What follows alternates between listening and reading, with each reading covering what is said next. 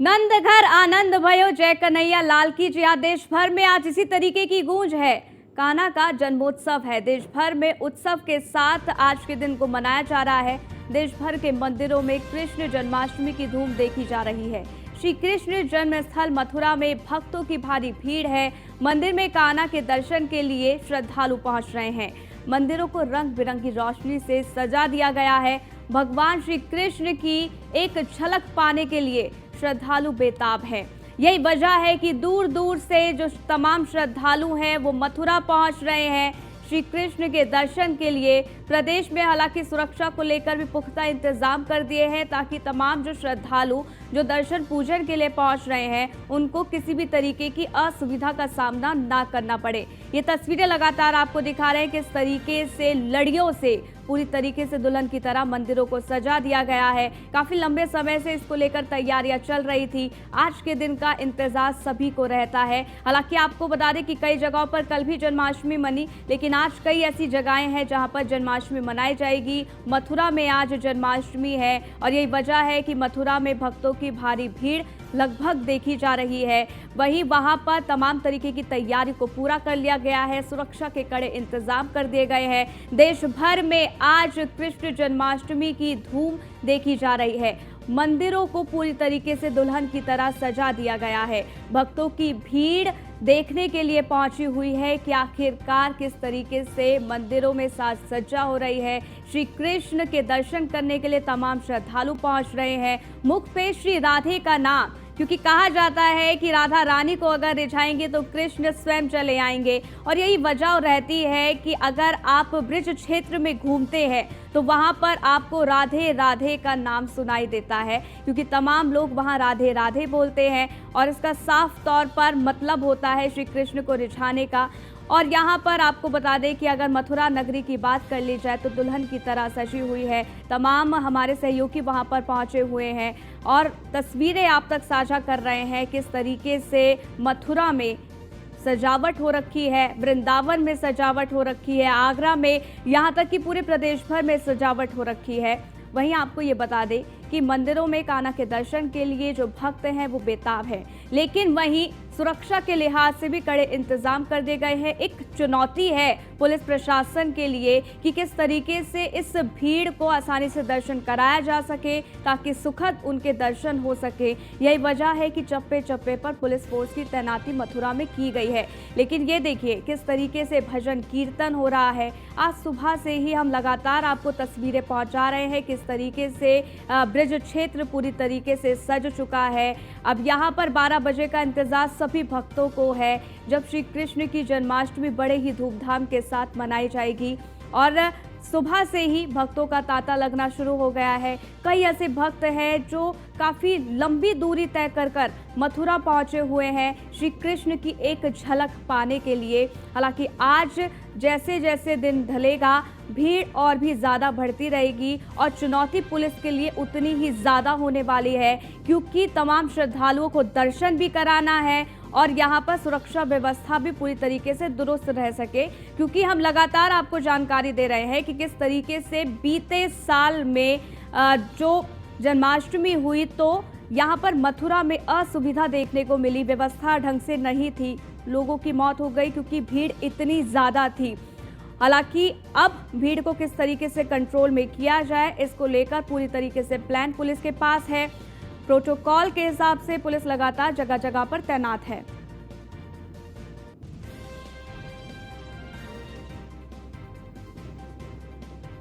तो लगातार जानकारी आप तक पहुंचा रहे हैं कि यहाँ पर श्री कृष्ण जन्माष्टमी है और इस मौके पर मंदिरों में भक्तों की भीड़ उमड़ी हुई है।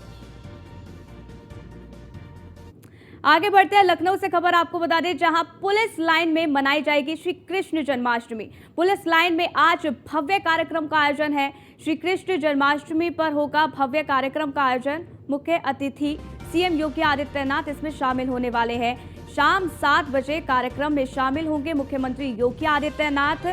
डीजीपी, स्पेशल डीजी समेत सीनियर अफसर भी इसमें शामिल होने वाले हैं। तो जन्माष्टमी की धूम लगातार देखी जा रही है। श्री कृष्ण जन्माष्टमी जिसके लिए भव्य कार्यक्रम जगह जगह पर आयोजित किए गए हैं। मुख्य अतिथि के तौर पर मुख्यमंत्री योगी आदित्यनाथ भी शामिल होने वाले हैं। हालांकि मुख्यमंत्री योगी आदित्यनाथ के इस आगमन को लेकर जो तैयारियां हैं वो की गई हैं, सुरक्षा के कड़े इंतजाम कर दिए गए हैं। तो पुलिस लाइन में आज कृष्ण जन्माष्टमी मनाई जाएगी और इसमें मुख्यमंत्री योगी आदित्यनाथ शिरकत करने वाले हैं। वो तस्वीरें भी अपने आप में बेहद खास और अपने आप में बेहद खूबसूरत होंगी। तो लगातार तस्वीरें भी आपको दिखा रहे हैं किस तरीके से जगह जगह पर तमाम तरीके के जो कार्यक्रम हैं वो आयोजित किए गए हैं।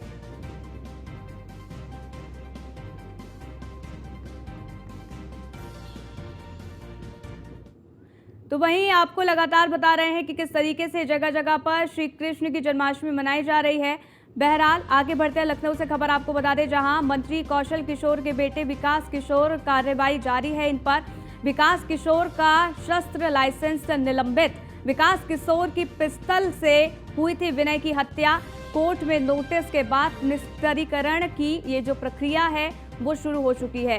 दुबग्गा पुलिस ने डीएम को भेजी थी निरस्त करने की रिपोर्ट। डीएम सूर्यपाल गंगवार ने निलंबित किया शस्त्र लाइसेंस। वहीं विकास किशोर के खिलाफ आर्म्स एक्ट में मुकदमा भी दर्ज हो गया है। तो विकास किशोर पर एक्शन लगातार जारी है और यहां पर अब बड़ी कार्रवाई की गई है। विकास किशोर का शस्त्र लाइसेंस निलंबित कर दिया गया है। विकास किशोर की पिस्तल से विनय की हत्या हुई थी और आपको बता दें कि कोर्ट में नोटिस के बाद इस तरीके की जो प्रक्रिया है वो अब शुरू हो चुकी है। दुबग्गा पुलिस ने डीएम को निरस्त करने की जो रिपोर्ट है वो भेजी है। इसके साथ ही डीएम सूर्यपाल गंगवार ने निलंबित किया है शस्त्र लाइसेंस। ये बड़ी जानकारी आप तक पहुंचा रहे हैं।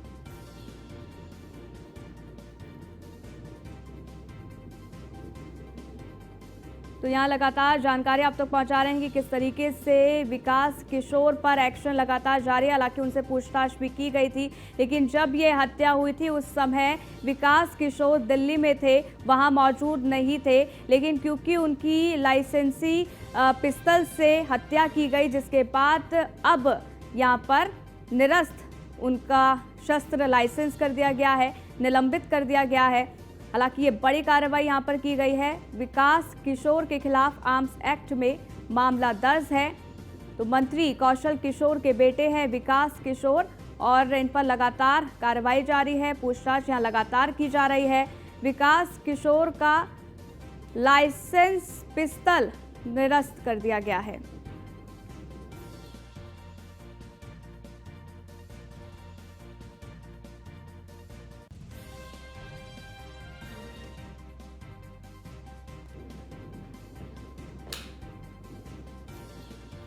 एसके हमारे संवाददाता जुड़ गए, जरा जानकारी उनसे लेते हैं। एसके, विकास किशोर पर एक्शन लगातार देखने को मिल रहा है। अब यहाँ पर पुलिस की तरफ से उनका लाइसेंस पिस्तल को निरस्त कर दिया गया है, निलंबित कर दिया गया है। इसको लेकर क्या जानकारी? बिल्कुल निश्चित तौर पर, क्योंकि अगर हम विकास किशोर की बात करें तो केंद्रीय राज्य मंत्री कौशल किशोर के बेटे हैं। उनकी लाइसेंसी पिस्टल से ही विनय श्रीवास्तव, जो कि उनके दोस्त थे, उसकी हत्या हुई थी। पूरे मामले में पुलिस ने आर्म्स एक्ट के तहत मुकदमा दर्ज किया था। हालांकि ठाकुरगंज पुलिस ने विकास किशोर से पूछताछ के बाद डीएम को रिपोर्ट भेजी थी कि उनकी लापरवाही से उनकी पिस्टल हत्या में यूज हुई है, इसलिए इनका लाइसेंस निरस्त कर दिया जाना चाहिए। हालांकि इस पूरे मामले पर जिलाधिकारी लखनऊ की तरफ से कार्रवाई कर दी गई है। अब उनकी लाइसेंसी पिस्टल को निरस्त कर दिया गया है। मतलब साफ है कि अब वो पिस्टल नहीं रख पाएंगे, क्योंकि डीएम ने उनके पिस्टल के लाइसेंस को निरस्त कर दिया है। कहीं न कहीं एक कार्रवाई जरूर लखनऊ जिला प्रशासन की तरफ से विकास किशोर पर की गई है। हालांकि पुलिस जो परिजन आरोप लगा रहे हैं विनय श्रीवास्तव के, उन आरोपों को लेकर भी पूछताछ कर रही है। अब देखना होगा कि आगे क्या कुछ कार्रवाई विकास किशोर पर होती है, क्योंकि कहीं न कहीं उनकी लापरवाही से ही ये पिस्टल उनके दोस्तों के हाथ लगी, जिससे हत्या की वारदात की गई। उसके अलावा उन्हीं के घर पर ये पूरी घटना को अंजाम दिया गया था। बिल्कुल, लगातार पूछताछ भी विकास किशोर के साथ की गई और अब ये बड़ी कार्रवाई की गई है, जिसकी लगातार मांग भी यहाँ पर मृतक के परिजनों की तरफ से की भी जा रही थी। हालांकि एसके, अभी तक फिलहाल पुलिस के हाथ क्या क्या सबूत लगे हैं, इसको लेकर क्या जानकारी? बिल्कुल, पुलिस ने 5 लोगों को हिरासत में लिया था। ये 5 वो लोग थे जो कि विनय के दोस्त थे। हालांकि इसमें से 3 को हत्या के मामले में पुलिस ने गिरफ्तार करके जेल भेज दिया है और 2 लोगों को बरी कर दिया था क्योंकि उनके खिलाफ कोई साक्ष्य पुलिस को नहीं मिले थे। हालांकि पूरे मामले में जो साइबर की टीम है, उसके अलावा जो फॉरेंसिक की टीमें हैं वो भी जांच कर रही हैं और उनकी जांच में जो पिस्टल है उस पर 2 लोगों के उंगलियों के निशान पाए गए हैं। हालांकि दोनों को पहले ही पुलिस की तरफ से जेल भेजा जा चुका है। तो अब कहीं न कहीं पुलिस उन आरोपों को लेकर भी जांच कर रही है जो आरोप विनय श्रीवास्तव के परिजन लगातार लगा रहे हैं और पुलिस के खुलासे को लेकर सवाल उठा रहे हैं। उन पर भी पुलिस जांच को आगे बढ़ा रही है। चलिए, बहुत बहुत शुक्रिया इसके हमारे साथ जुड़ने के लिए, जानकारी हम तक साझा करने के लिए। आगे बढ़ते हैं, लखनऊ से खबर आपको बता दें, ग्लोबल इन्वेस्टर्स समिट के बाद ग्रेटर नोएडा में इंटरनेशनल ट्रेड शो। योगी सरकार ट्रेड शो के माध्यम से उत्पादों को दिलाएगी वैश्विक पहचान। यूपी के 17 विभागों के स्टॉल इंटरनेशनल ट्रेड शो में लगाए जाएंगे। 21 से 25 सितंबर के बीच इंडिया एक्सपो सेंटर में इंटरनेशनल ट्रेड शो में 400 से ज्यादा बायर्स लेंगे हिस्सा। वहीं आपको बता दें कि 21 सितंबर को राष्ट्रपति द्रौपदी मुर्मू इसका शुभारंभ करेंगी। ओडीओपी उत्पादों का स्टॉल आपको बता दें कि यहां पर सबसे बड़ा होगा। इंटरनेशनल ट्रेड शो में यूपी की बदलती तस्वीर पेश होगी। लगातार जानकारी आप तक पहुंचा रहे हैं। इंटरनेशनल ट्रेड शो में यूपी की एक बदलती तस्वीर साफ तौर पर पूरी दुनिया देख सकेगी। ग्लोबल इन्वेस्टर्स समिट के बाद अब ग्रेटर नोएडा में इंटरनेशनल ट्रेड शो। योगी सरकार ट्रेड शो के माध्यम से उत्पादों को वैश्विक पहचान दिलाएगी। एसके वाजपेयी हमारे संवाददाता जुड़ गए, ज्यादा जानकारी उनसे लेते हैं। एसके, ट्रेड शो जो कि एक नई तस्वीर इस दौरान यूपी की देखने को मिलेगी, कितना महत्वपूर्ण ये है और इसके जरिए क्या कुछ देखने को मिलेगा? बिल्कुल, अगर हम देखें तो उत्तर प्रदेश सरकार ने ग्लोबल इन्वेस्टर समिट की थी जिसके जरिए से उत्तर प्रदेश की छवि कैसी है, किस तरीके से उत्तर प्रदेश सरकार इंफ्रास्ट्रक्चर, कानून व्यवस्था, साथ ही साथ जो मूलभूत सुविधाएं हैं उनको लेकर काम कर रही है। हालांकि उसमें 35 लाख करोड़ रुपए के निवेश आए थे। अब उत्तर प्रदेश सरकार इंटरनेशनल ट्रेड शो करने जा रही है जो इसी महीने नोएडा में होगा। ग्रेटर नोएडा में इसको किया जाएगा और इस इंटरनेशनल ट्रेड के जरिए उत्तर प्रदेश के जो उत्पाद है उनको वैश्विक पहचान दिलाने की कोशिश उत्तर प्रदेश सरकार करेगी। हालांकि इस दौरान बहुत सारी महत्वपूर्ण चीजें होंगी। कहीं न कहीं उत्तर प्रदेश सरकार की कोशिश होगी कि जो ओडीओपी प्रोडक्ट्स हैं, जो विभिन्न जिलों के उत्पाद अपने खुद के बनते हैं, उनको वैश्विक मंच पर पहुंचाया जाए। जहां पहले ही उत्तर प्रदेश सरकार की तरफ से 97 लाख करोड़ रुपए के एक्सपोर्टेशन को बढ़ाकर 1,56,000 करोड़ रुपए किया जा चुका है। तो कहीं न कहीं उस दिशा में और जो उत्पाद हैं उनको कैसे जोड़ा जाए, कैसे उनको बढ़ाया जाए। हालांकि इस इंटरनेशनल ट्रेड शो में 400 से ज्यादा विभिन्न जो बायर्स हैं, जो विभिन्न देशों से रहेंगे, विभिन्न मल्टीनेशनल कंपनियों के होंगे, वो भी इसमें भाग ले रहे हैं। और 17 से ज्यादा उत्तर प्रदेश के विभाग हैं जो अपने अपने विभाग से जुड़े हुए उत्पादों का प्रदर्शन इस इंटरनेशनल ट्रेड शो में करेंगे। तो कहीं ना कहीं एक संदेश इसके जरिए देने की होगी कि वैश्विक मंच तक उत्तर प्रदेश के उत्पादों को कैसे पहुंचाया जाए, कैसे उत्तर प्रदेश के एक्सपोर्टेशन को बढ़ाया जाए, कैसे उत्तर प्रदेश की छवि विश्व स्तर पर आगे बढ़ाई जाए। बिल्कुल एसके, और ओडीओपी जिसको लेकर सरकार पहले से ही लगातार प्रयास कर रही है, काम कर रही है और इसके लिए लगातार लोगों को उत्साहित भी किया जा रहा है, सजग भी किया जा रहा है। ये कितना महत्वपूर्ण रहने वाला है इस ट्रेड शो में? बिल्कुल, विशेष तौर पर उत्तर प्रदेश सरकार की तरफ से आगे बढ़ाया जा रहा है। इस इंटरनेशनल ट्रेड शो में सबसे बड़ा जो स्टॉल होगा वो ओडीओपी प्रोजेक्ट का होगा, जिसके लिए उत्तर प्रदेश सरकार की तरफ से व्यवस्था कर ली गई है। और कहीं न कहीं इसके जरिए से उत्तर प्रदेश सरकार कोशिश कर रही है कि जो विभिन्न जिलों के बेहतर उत्पाद हैं जो पहले भी विश्व स्तर पर पसंद किए जाते रहे हैं, उसको इस इंटरनेशनल, ठीक है, ये अपने आप में बेहद महत्वपूर्ण रहने वाला है। इसके जैसे ही तस्वीरें सामने आती है वो तस्वीरें अपने आप में बेहद खास होगी और वो बदलती तस्वीर होगी उत्तर प्रदेश की। बहुत बहुत शुक्रिया हमारे साथ जुड़ने के लिए, तमाम जानकारी हम तक साझा करने के लिए। बाराबंकी से खबर है जहां डीसीएम को प्राइवेट बस में टक्कर मारी है। आपको बता दें कि बस में सवार 12 से ज्यादा यात्री घायल हो गए हैं, 3 की इसमें मौत हो गई है। सभी घायलों को जिला अस्पताल में भर्ती कराया गया है। मसौली थाना के बाराबंकी बहराइच हाईवे की ये पूरी घटना है। तो ये बड़ी जानकारी आप तक पहुंचा रहे हैं और ये तस्वीरें अब देखिए सामने आ गई है किस तरीके से डीसीएम को प्राइवेट बस ने टक्कर मारी है और इस बस में 12 से ज्यादा यात्री सवार थे, जिनमें से बताया जा रहा है कि 3 की मौत हो चुकी है और जो लोग घायल हैं उनको जिला अस्पताल में भर्ती करा दिया गया है। वहां कुछ की हालत नाजुक बनी हुई है, जिनका इलाज फिलहाल चल रहा है। ये तस्वीरें हम आपको लगातार दिखा रहे हैं। हालांकि जैसे ही ये हादसा हुआ, इसकी जानकारी पुलिस को दी गई, पुलिस आनन फानन में पहुंचती है और उसके बाद सभी का रेस्क्यू किया जाता है। लेकिन इसी बीच जानकारी ये है कि बस में 12 से ज्यादा लोग सवार थे, जिनमें से 3 की मौत हो चुकी है। वहीं जितने लोग घायल हैं फिलहाल उनको अस्पताल में भर्ती कराया गया है, जहां पर उनका इलाज चल रहा है। मसौली थाना के बाराबंकी बहराइच हाईवे की ये पूरी घटना है और ये देखिए तस्वीरों को देखकर आप अंदाजा साफ तौर पर लगा सकते हैं कि कितना बड़ा ये हादसा रहा होगा। क्या दुर्दशा फिलहाल यहाँ पर देखने को मिल रही है। हालांकि देखो अफरा तफरी का जो माहौल है वो फिलहाल यहाँ पर देखने को मिला। जब ये हादसा हुआ लोगों ने तुरंत इसकी जानकारी पुलिस को दी, पुलिस मौके पर पहुंचती है। हालांकि फिलहाल जांच भी इस दौरान की जा रही है। सभी घायलों को अस्पताल में भर्ती भी पुलिस की तरफ से करा दिया गया है, जहां वहां इलाज चल रहा है। हालांकि यह आशंका जताई जा रही है कि मृतकों की संख्या बढ़ सकती है, लेकिन बस की हालत देखकर आप ये अंदाज़ा लगा सकते हैं कि कितनी भीषण ये टक्कर रही होगी और इसमें 3 लोगों की मौत हो गई है और कई ऐसे लोग जो कि घायल बताए जा रहे हैं। डीसीएम को प्राइवेट बस ने टक्कर मारी और पूरी तरीके से बस जो है वो क्षतिग्रस्त हो चुकी है और इस बस में बताया जा रहा है कि 12 से ज़्यादा यात्री सवार थे। 3 की इसमें मौत बताई जा रही है। सभी जो घायल लोग हैं उनको अस्पताल में भर्ती करा दिया गया है। फिलहाल पुलिस इस पूरे मामले की जांच कर रही है।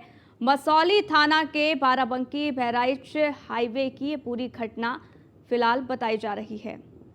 हालांकि तस्वीरों में आप साफ तौर पर देख सकते हैं कि लोगों की भीड़ भी यहाँ पर देखी जा रही है, क्योंकि हड़कंप जैसी स्थिति उस समय देखने को मिली। बस की हालत देखकर आप ये अंदाज़ा लगा सकते हैं कि कितना भीषण ये हादसा रहा होगा। बस में सवार 12 से ज़्यादा यात्री थे, जिनमें बताया जा रहा है कि 3 की मौत हो चुकी है। कई यात्री घायल हैं जिनको अस्पताल में भर्ती कराया गया है, लेकिन आशंका ये जताई जा रही है कि कुछ की हालत गंभीर है और ऐसे में मृतकों की जो संख्या है वो बढ़ सकती है। लेकिन अपने आप में ये भीषण हादसा है और परिवार वालों में मातम पसरा हुआ है, कोहराम मचा हुआ है। हड़कंप जैसी स्थिति तब देखने को मिली जब ये हादसा हुआ और किस तरीके से ये भीषण हादसा हुआ है, इन तस्वीरों को देखकर आप साफ तौर पर अंदाजा लगा सकते हैं। भोलानाथ हमारे संवाददाता बाराबंकी से जुड़ गए, ज्यादा जानकारी उनसे ले लेते हैं। भोलानाथ, कैसे ये हादसा हुआ और जो लोग घायल हैं फिलहाल उनकी हालत कैसी है? बिल्कुल बता दें, मसौली थाना क्षेत्र के बिंदौरा गांव के पास रामनगर गोंडा बहराइच मार्ग पर हादसा हुआ है, जहां पर खड़ी डीसीएम में एक डग्गा मार बस थी जो यात्रियों को लेकर गोंडा जा रही थी। वही बस खड़ी डीसीएम में पीछे से टकरा गई, जिसमें करीब 1 दर्जन से अधिक लोग घायल हो गए हैं, जिसमें 2 लोगों की मौत मौके पर हो गई। वहीं 8 लोगों की हालत गंभीर है, जिन्हें इलाज के लिए ट्रामा सेंटर लखनऊ भेजा गया है। फिलहाल पुलिस ने पूरे मामले को लेकर मुकदमा दर्ज कर जांच शुरू कर दी है। जी, क्या मृतकों की पहचान हो सकी है? भोलानाथ, कहाँ के रहने वाले थे? बिल्कुल, मृतकों जो 2 लोगों की डेथ हुई है उसमें एक बाराबंकी जनपद के है और एक गोंडा जनपद के रहने वाले हैं, जो बाराबंकी में अपने निजी काम से आए थे, जिसके बाद बस से गोंडा अपने घर जा रहे थे। इसी दौरान बिंदौरा के पास हादसा हो गया, हादसे में उसकी मौत हो गई। लेकिन कहीं न कहीं बड़ी लापरवाही परिवहन विभाग की है कि लगातार सरकार के निर्देशों के बाद भी डग्गा मार बस लगातार जिले में संचालित हो रही है। इन पर परिवहन विभाग का कोई नियंत्रण नहीं है और लगातार एक के बाद एक हादसे का भी शिकार बन रही है। इसके बावजूद भी परिवहन विभाग इन डग्गा मार वाहनों पर कोई कार्रवाई नहीं कर रहा, तो कहीं न कहीं बड़ी लापरवाही है परिवहन विभाग की, जो लगातार हादसों में तब्दील होती नजर आ रही है। जी बिल्कुल, क्योंकि कहीं ना कहीं इन हादसों को रोकना बहुत ज्यादा जरूरी हो जाता है। भोलानाथ, अगर इस तरीके की तस्वीरें सामने आती है और लोगों की जान चली जाती है तो अपने आप में बहुत गंभीर ये मुद्दा है जो खड़ा हो जाता है। फिलहाल पुलिस की तरफ से क्या कुछ किया जा रहा है भोलानाथ इस पूरे मामले को लेकर? देखिए, घटना के तुरंत बाद जैसे ही पुलिस को सूचना मिली, उसके तुरंत बाद पुलिस बचाव राहत कार्य में जुट गई। जो घायल थे उनको इलाज के लिए अस्पताल ले जाया गया, बाराबंकी जिला अस्पताल में इलाज के लिए भर्ती कराया गया, जहां पे अपर पुलिस अधीक्षक आशुतोष मिश्रा घटनास्थल पर पहुंचे, जिसके बाद अस्पताल पहुंचे। घायलों का हाल जाना। वहीं जो 8 लोग गंभीर रूप से घायल थे, जिन्हें डॉक्टरों ने जिला ट्रॉमा सेंटर लखनऊ रेफर कर दिया। संपूर्ण मामले को लेकर अपर पुलिस अधीक्षक ने बताया कि मुकदमा दर्ज कर कार्रवाई की जा रही है। वहीं घायलों का प्राथमिक उपचार हो और समुचित उपचार हो, इसको लेकर पुलिस लगातार नियंत्रण बनाए हुई है, क्योंकि पुलिस लगातार जो घायल है उनके इलाज में लगी हुई है कि जो हादसा हुआ उसके बाद घायलों का इलाज समुचित रूप से हो। इसको लेकर लगातार पुलिस डॉक्टरों के संपर्क में है, डॉक्टरों से लगातार बातचीत कर रहे हैं। ठीक है भोलानाथ, आप नजर बनाए रखिएगा, जो भी अपडेट होगी पहुंचाना। बहुत बहुत शुक्रिया हमारे साथ जुड़ने के लिए, जानकारी हम तक साझा करने के लिए। वहीं नोएडा सेक्टर 44 में झूला टूटने से हादसा हो गया है। सदरपुर के सोम बाजार में चल रहे मेले में टूटा झूला। झूले के गिरने पर एक महिला की मौत हो गई है, कई लोग घायल हो गए हैं, ये जानकारी है। घायलों को अस्पताल में भर्ती करा दिया गया है। घटना के बाद पूरे मामले की जांच में अब पुलिस जुट गई है। नोएडा सेक्टर 44 में झूला टूटने से यह हादसा हुआ है। तस्वीर अब सामने आ गई है। सदरपुर के सोम बाजार में चल रहे मेले में झूला टूटा है और इस झूले के गिरने पर एक महिला की मौत हो गई है, कई घायल हो गए हैं और ये अपने आप में एक बहुत बड़ा मामला है।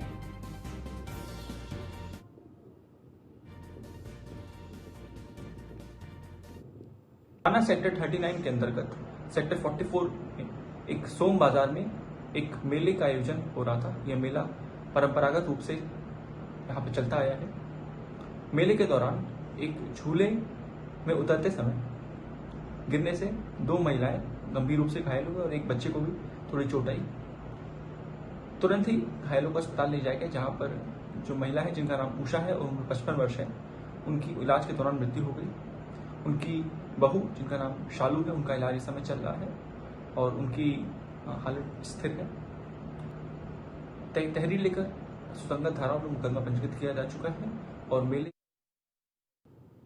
निशांत शर्मा ब्यूरो चीफ हमारे साथ जुड़ गए, उनसे ज्यादा जानकारी ले लेते हैं। एक बहुत गंभीर मामला है, झूला टूटने के चलते एक महिला की मौत हो गई है, कई लोग घायल हो गए हैं। फिलहाल क्या अपडेट मिल रही है?